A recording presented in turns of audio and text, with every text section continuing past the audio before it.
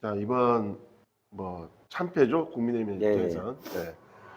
그걸 뭐 상대당인 민주당에서 이걸 얘기하는 자체가 좀 뭐 거북할 수도 있겠지만, 이번 제주 결과, 그러니까 전국적인 거 빼고 네. 제주 결과 보게 되면 참 아쉬운 게 뭐냐면, 국힘에서 네. 정말 후보자분들은 열심히 했거든요. 정말 보면 24시간 모자랄 정도로 계속 돌아다니는데, 아, 그렇습니까? 저는 그랬습니다. 아. 근데 보면 민주당은 박지원 원장님부터 시작해갖고 이종걸 이탄희. 전 의원부터 시작해서 이탄희까지 뭐 전국에 내놓으라는 유력 인사들 내려오면서 여론조사도 좋음에도 불구하고. 엄청나게 지원을 했음에도 불구하고 국민의힘은 혼자 뛰었거든요. 그래서 참 안타까웠는데, 문제는 뭐냐 하면 뭐 제주시 갑에서 전략공천 그 상황에서 벌어지는 기존 그대로 남겨둔 상태에서 갑자기 전략공천, 말이 안 되는 이로 인해 갖고 기존의 도당위원장 허영진 위원장께서도 탈당해 버리시고 충격을 받으셔갖고 그런 상황이 있는데, 이번 총선에서 질 수밖에 없는 게 중앙당이 정말 어이없어요. 제가 보기엔 기자 신분이긴 하지만 뭐 윤석열 대통령 사상 불참 그뿐만 아니고 한동훈 위원장 정도 올 줄 알았거든요. 네. 근데 제주를 포기한 건가요? 여론조사 때문에?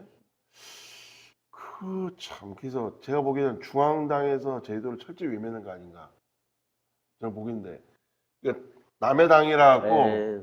얘기를 하기가 좀 그렇긴 한데, 제가 간단히 말씀해 제가 주시죠. 보는 관점만 얘기하면 되는 거니까요. 예.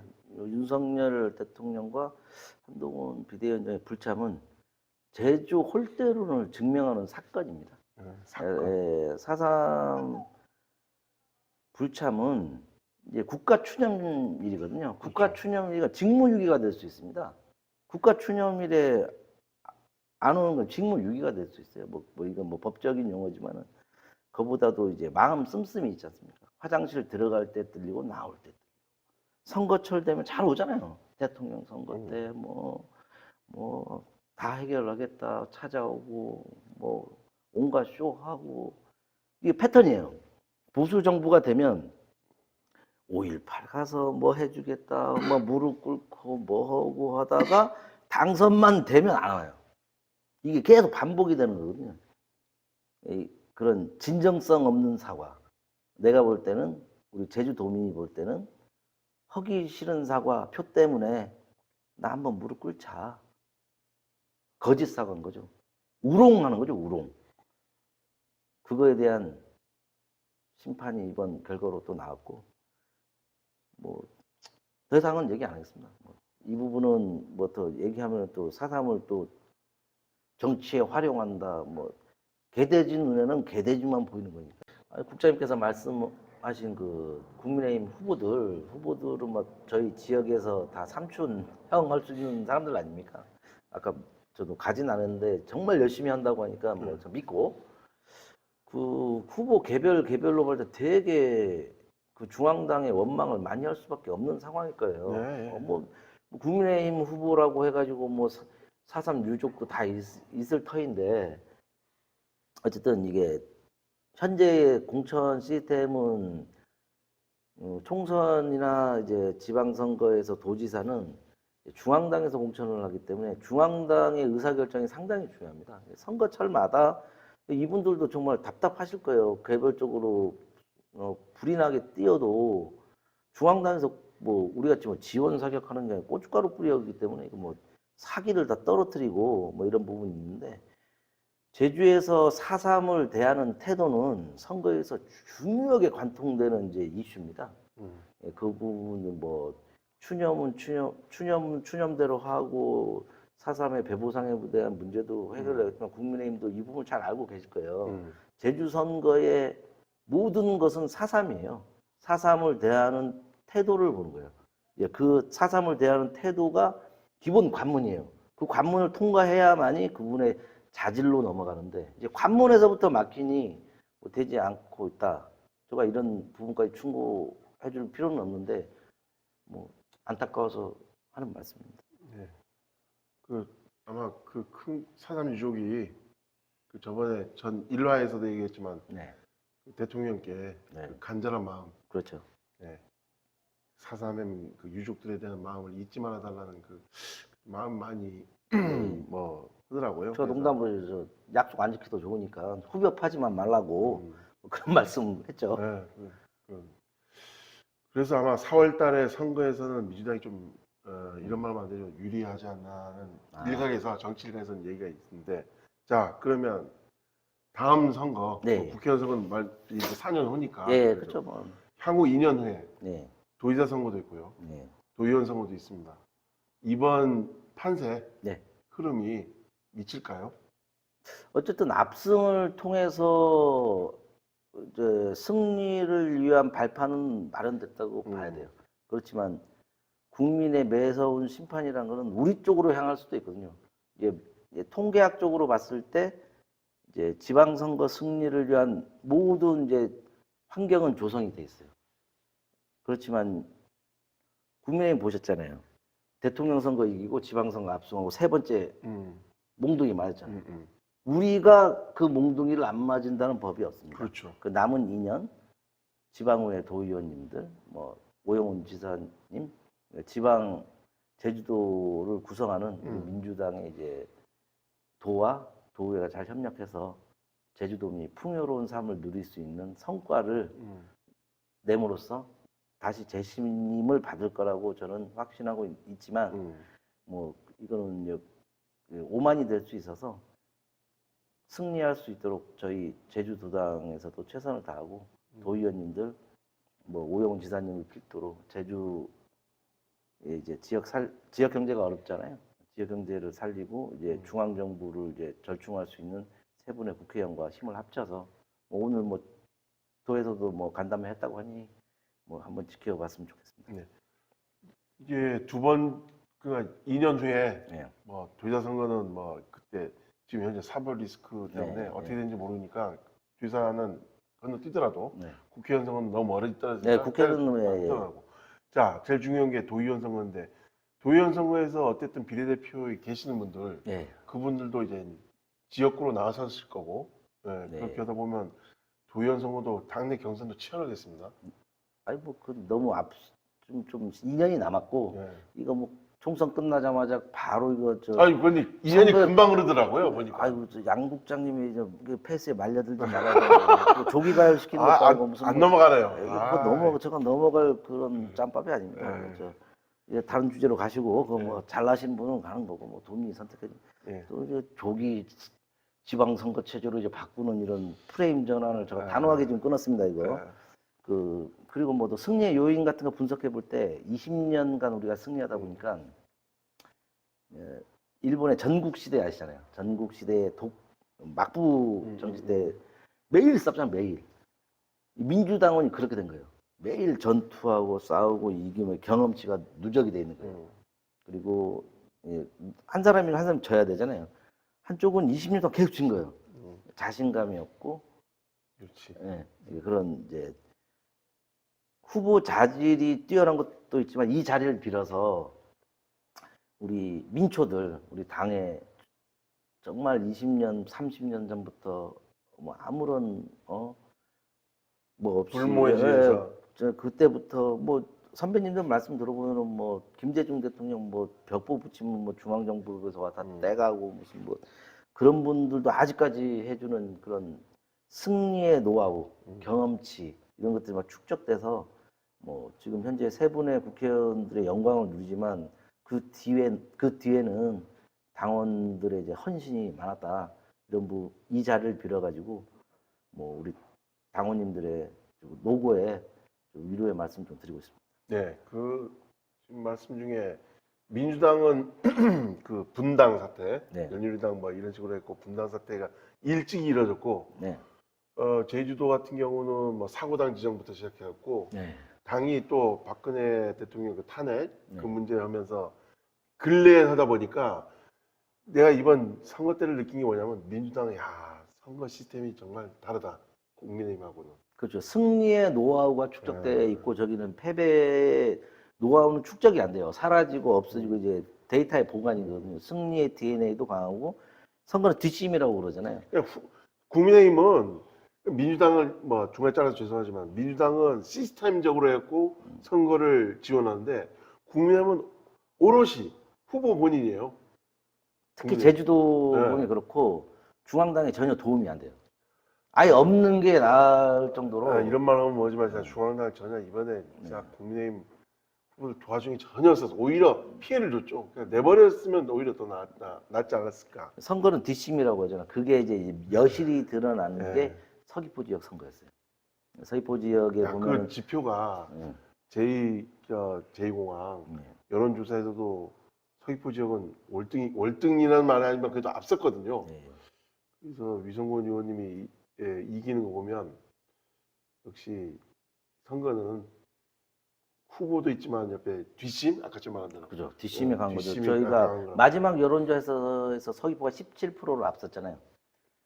만약에 상대 당이었으면 이제 그 우리가 말하는 샴페인 깐다고 그러죠. 그래서 뒤집어질 수도 있어요. 오만하게 그 몰았어요. 17% 마지막 여론조사에서 서귀포가 17%로 이겼음에도 불구하고 긴장의 강도는 가장 높았어요. 또 우리 자체적으로 했던 중앙당의 여론조사 이런 부분이 있거든요. 많이 이제 선거는 일탄에서 얘기했지만 추세라고 했잖아요. 추세가 고기철 후보가 이렇게 들렀어요. 그래서 우리 당에서도 뭐 아주 긴장감을 높여서 서귀포 했어요. 그래도 저도 개표하는 날 우리 저 고국장님은 계속 서귀포에서 상대. 아니요. 사람들이 이거 홍길동이다. 갑에서도 보이고 이제 언론사에서 이제 방송을 진행하잖아요. 하다 보면 갑에서도 보이고 갑자기 서귀포에도 보이고 처장님을 모셔서 가는데 516도로 가고 있었어요. 가는데 뭐 저가 불이 난 거예요. 저 뭐 TV도 볼 수도 없는데 뭔 일이 있는 것 같다 했는데 제가 나중에 후일담인데 제가 차 타고 갔을 때 이제 좀 엎치락뒤치락 했었던 것 같아요. 이제 가보니까 몇 표 차이 막 이렇게 되더라고요. 저도 서울에 있어갖고 졌던 적이 그때 서울 가버렸죠. 예, 그래서 예. 우리 이제 우리도 방송 좀 늦었는데 그때 보니까 한번 뒤집혔던 것 같아요. 가보니 뭐 거의 말도 안 돼. 침묵이 흐르고 뭐 그런데 이제 나중에 알고 보니 이제 읍면동이죠. 이제 서귀포를 중심으로 외곽지부터 이제 개표가 진행됐던 거예요. 표선 성산에서는 예. 고 후보님께서 훨씬 앞서기 시작했고요. 그 서귀포에 그런데 생각보다 많이 앞서지는 않은 것 같아요. 그렇죠. 출구조사에 비해서도 그렇고 이제 그러한 민심을 위성권 의원님께서 잘 받들어서 뭐 좋은 서귀포, 더 큰 서귀포, 특히 위성권 부당위원장님은 의원님께서는 국회의원의 꽃이라 할 수 있는 삼선 의원이 할 수 있는 일은 상임위원장이죠. 그래서 삼선 토대가 그렇죠.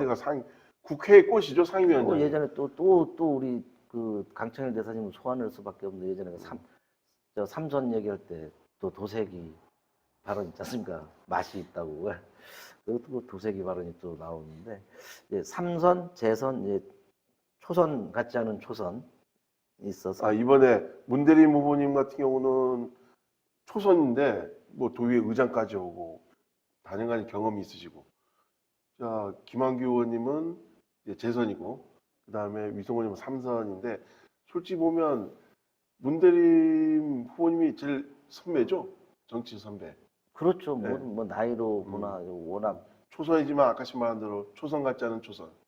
뭐 삼선 같은 초선. 네. 너무 아픈 기억이 많아가지고 운전면허 따는데 시간이 좀 많이 걸렸습니다. 네. 그 운전면허는 시동 걸리면 바로 출발하겠죠. 아니 운전면허는 저희 그 예를 들면 운전면허 빨리 땄다고 해서 운전 잘하는 게 아니더라고요. 그렇죠. 뭐 몇 번 떨어져 보기도 하고 그런 분들이 그래야 더 운전 잘하시고. 안전운전도 하고 뭐 그런 부분에 좀 기대를 걸어야하고 뭐 선거에 졌다고 해서 능력 없는 분은 아니기 때문에 그 전에 뭐 지방 의회에서 의장도 하셨고 공기업의 사장도 하셨고 뭐 청와대에 계셨고 그분이 갖고 있는 국정에 대한 폭넓음은 제주도에서 아마 자타가 공인할 거예요. 가장 이제 뛰어나시고 보죠. 이제 국회로 가면 네트워크가 상당해요. 네, 정치적 스펙트럼이 네, 어려워요.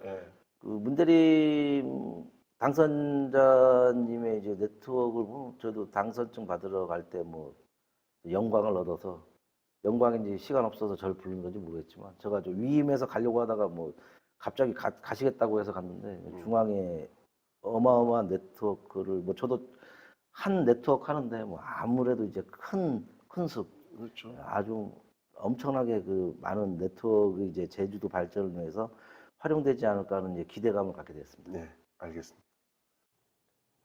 자, 3부. 음. 자, 3부 마지막인데 어쨌든 뭐 제주에 대한 얘기 상세히 얘기했고 이제 네. 전국 판세. 네. 전국 판세 가는데 남의 집 얘기가 좋죠. 남의 집 얘기를 많이 했습니다. 이재명 대표님 얘기해야 되는데. 아니, 전국 판세가 좋다. 예. 제주도에 하면 또 누가 어쩌니 저쩌니 그러니까 또 뭐 괜찮은 저번 거지. 일탄에서 전화 엄청나게 왔잖아요. 또 뭐 이상한 얘기 했다고 또 한 것도 자. 없는 것 같은데. 22대 총선에서 이 뜨는 해, 네. 그다음에 중간, 뭐 그다음에 지는 해 이렇게 네. 고민했는데 자, 첫 번째 지는 해 한동훈 국민의힘 비대위원장, 네. 예, 지는 해입니다. 자, 중간 어느 정도 예상했지만 우세하다 보지만 저는 기존은 유지했다. 네. 이재명 대표님. 네. 그리고 뜨는 해. 네. 어쨌든 제22대 국회의원 선거의 메인 이벤트는 조국 혁신당 아닐까요? 그렇죠. 네. 자, 향후 전망 좀 간단히 말씀해 주시죠. 윤하는 지고 윤하는 지고. 예. 이조는 뭐 뜬다는 표현 이 2조 시대라고 하죠? 예. 2조의 이제 시간이 온다. 아, 2조의 시간이 왔습니다. 네. 이 2조의 시간은 어떤 시간이었냐면 그 서사가 쌓여서 이번 선거 결과로 완결이 된 겁니다. 이 서사라고 하면 특히 조국 대표님은 이제 그 인텔리잖아요. 학력이 높고 착하고 뭐 그런 올바르게 자라온 사람. 그 현 정권의 괴롭힘에 의해서 서사가 쌓인 거죠. 이재명 대표와 비길 바는 아니지만은 그렇게 야당 정치인은 서사를 통해서 국민들이 감동하는 겁니다. 김대중 대통령이 박정희와 전두환한테 탄압을 받았을 때 그 정치 권력에 있어서 정치 싸움은 이렇게 투표를 통해서 쌓는 거지 집권자가 갖고 있는 중앙에서의 권력을 갖고 괴롭히면 국민들께서는 지몬미가 발동합니다. 지몬미가 무슨 말씀이잖아. 지키지 못해 미안하다. 뭐 그게 발동하면 계속 선거 때까지 응축됐다가 이제 압력밥솥처럼 이번 선거가 그런 겁니다. 그 계속 국정의 전환을 요구하고 국민이 원하는 바를 반대로 하고 이채 양명주라는 뭐 다 아시는 내용이잖아. 그런 부분들 처리가 안 되고 계속 그 국민의 스트레스가 압력밥솥처럼 차 있었던 게 터지면 이런 결과가 나오죠. 그러니 제발 정치는 이번 선거처럼 국민들의 손에 의해서 없어지거나 다시 회생되거나 하는 거지 국가 권력을 사유화해서 항상 제가 주장하는 게 국힘 이제 보수 계열의 정당이 이제 집권했을 때 가장 크게 보이는 부분이 그런 거예요. 국가 권력을 사유화한다. 민주당이 그런 말씀 많이 하죠. 민주당 그런 말씀 되게 많이 하는데 민주당과 국민의 너네 다른 게 뭐냐? 똑같은 놈들. 뭐 이런 말씀 많이 하는데 저는 항상 거기에 반론을 제기하는 게 뭐 저희가 일을 못해서 국민들한테 피해를 끼치고 기대에 못 미치는 바는 있겠지만 저는 한마디로 분석하라면 권력을 대하는 태도다. 국가 권력, 사정기관을 대하는 태도인 거죠. 예, 이분들은 뭐 자기 각시 살리는 데는 뭐 거부권 행사하고 오만 짓을 다 하잖아요. 국가 권력을 최대한 활용해서 정적을 제거하는 데 사용하는 거거든요. 모든 권력은 국민에게 있다고 하는데 그게 차이입니다. 민주당 권력이 잡았을 때는 그나마 국민의 눈치는 봅니다. 여론을 살피고. 이분들은 여론 그런 거 없잖아요. 이분들이 어떤 성격을 갖고 있냐면 검찰과 조중동이나 보수 언론은 여론은 우리가 만들어가는 것, 이끌려가는 것이 아니라고 판단하는 분들이에요. 대한민국의 주인은 자기들하고 생각하는 사람들이에요. 오만한 거죠. 선거 때마다 심판하는데 이런 열기를 계속 모아나가서 제가 뭐 이제 선거 끝나서 얘기하는데 200석 탄핵도 가능한 의석을 바랬지만 국민은 또 언제나 현명하고 극단을 가지 않습니다. 제가 볼 때는 국민들께서 200석을 줄 수 있었지만 그 200석으로 인해서 오판하고 권력을 남용해서 또 다른 이제 피해를 줄 수도 있고 해서 국민의 견제하기 위해서 표를 나눠줬다. 그 국힘이 좋아서라기보다도 그 숫자를 보면 범진보가 192석이에요. 예. 그리고 국힘이 108석인데 108석에 대한 한 숫자 얘기하면 저 숫자에 매길 수 있는 이제 비하들이 많아요. 108. 이 뜻이 무엇일까? 108 번뇌? 네, 그 얘기하고 싶었어요. 그 얘기했는데 어저께 국힘은 108 번뇌를 해야 되고 이 와중에도 그런 말씀하죠. 방송 TV 토론에 봤는데 조경태 의원이라고 하시잖아요. 지난 선거와 비교했을 때 국힘은 5석이 많아졌어요. 103석에서 105석으로 네. 늘어났고 우리 같은 경우는 5석이 줄었어요. 네. 선방하지 않았냐. 그런 대도하는 소리를 해서 국정 기조는 바뀌기 힘들겠구나 그런 생각이 딱 들더라고요. 국장님 자. 어떻게 생각하세요? 이 상황에서도 국민들께서 주신 그 표의 해석을 선방했다 그러잖아요. 저번에는 21대 때는 103석이었는데 우리 5석 많아졌고 민주당은 5석이 줄어들지 않았냐. 그 정도의 그런 인식을 생각이면 또 선거에서 지니까 철퇴를 내려야 되는 거예요. 철퇴를. 네. 어쨌든 이번에 철퇴를 맞았다고 생각하는 분들이 많으니까 그렇게 했죠. 자, 윤석열 정권에 대한 비판은 그렇게 치고, 자, 지는내 한동훈 전망 어떻습니까? 모두 언론 기사를 살펴봤는데 그 정치인의 언어는 이제 직설적이지 않고 간접 화법을 씁니다. 그 국가가 자기를 찾으면 무슨 일을 하겠다 뭐 그런 정도의 멘트가 나왔는데 언제든 뭐 부름을 받으면 국가를 위해서 자기가 일을 찾아보겠다고 하는데 안 찾는 게 정말 국민을 위해 도움을 주는 것 같으니까 그런 정치 용어 하지 마시고 그 가발이나 좀 벗어가지고 그 환하게 국민의 삶을 환하게 비춰주셨으면 좋겠어요. 그 네. 가발하고 그분은 뭐 키높이 구두시는 것 같은데 제발 그 국민을 향한 가발을 좀 벗었으면 좋겠습니다. 자, 이번에 뭐 선방했다는 일부 주장도 있지만 저희가 보기에는 뭐 네. 중간적인 평한테 모시고 있는 이재명 대표님에 대한 얘기는 살짝 말씀해 뭐 주시면 모신다고 어렵겠죠. 네. 뭐 모신다고 하면 제가 뭐 가근하게 모시는 분이 모시는 거고 그냥 TV에서 보는 이재명 대표님인데 뭐 저하고 가근하지도 않고 그냥 대표님인데 선거는 결과로 말을 해주는 겁니다. 그분이 선거 과정에서 누구를 탄압했는지 뭐였는지는 언론 지상을 통해 봤지만 결과가 좋지 않습니까? 되게 뭐 결과론적인 얘기일지 모르지만 분명 좋은 의석을 받았기 때문에 평가받을 부분은 평가받고 그리고 뭐 제일 걱정하는 부분이 당내 민주주의가 사라졌다 뭐 이런 부분이 있어요. 근데 우리 내부로 들어 개파를 얘기하는 거잖아요. 친명 비명. 예. 네, 그런 개파를 얘기하는데 뭐 그 개파에 대해서 뭐 저는 22여 년 많이 지켜봤잖아요. 개파도 이제 트렌드가 있습니다.